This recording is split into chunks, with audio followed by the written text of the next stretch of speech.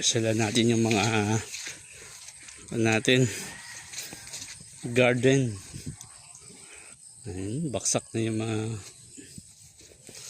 may mga talong pa yan.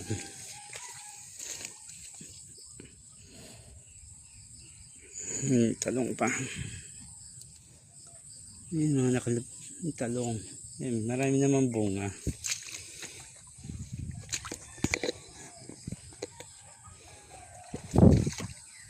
Yung palaya ko kailangan palitan na.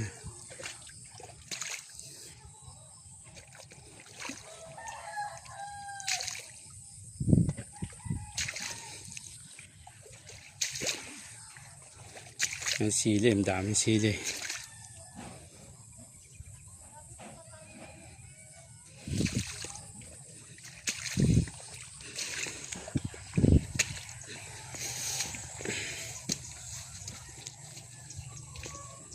Malabo pa rin ang tubig ng fish pan.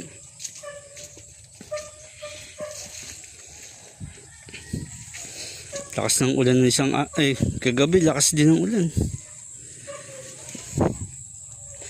Tanggal natin para itong drainage.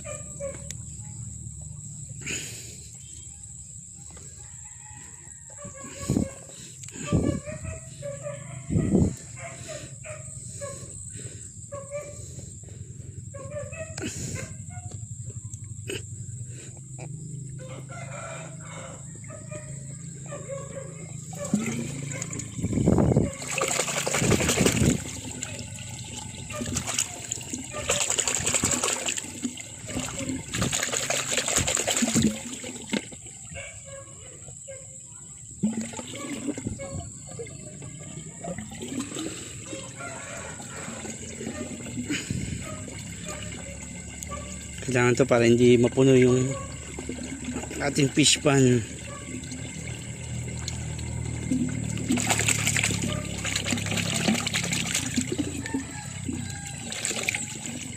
So gumawa tayong takip.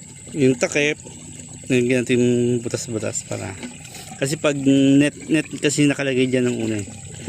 Pag dinadayo ng pinapasok ng yung butas galing sa labas ng mga hayop katulad ng bayawak, daga, binubutas nila yung net.